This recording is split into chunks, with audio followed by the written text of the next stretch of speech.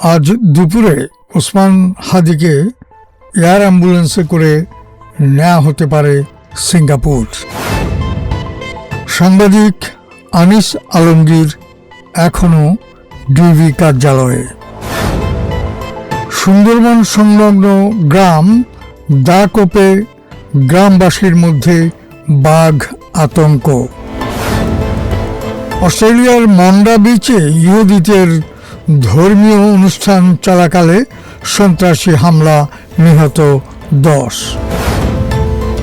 Europe জুড়ে অভিবাসন বিরোধী আন্দোলন জোরদার হচ্ছে। আজ কিংবদন্তি পরিচালক শ্যাম বেনেগালের জন্মদিন। বনলতা ছবির অভিনয় শিল্পীদের পরিচয় করিয়ে দিলেন পরিচালক তানিম নূর।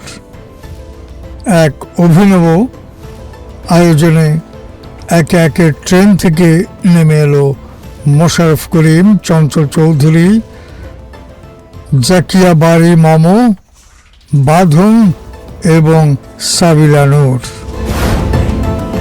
লিভারপুলে আবার ফিরছেন সালাহ। যুব ওয়ানডেতে বাংলাদেশের একের পর এক চমক।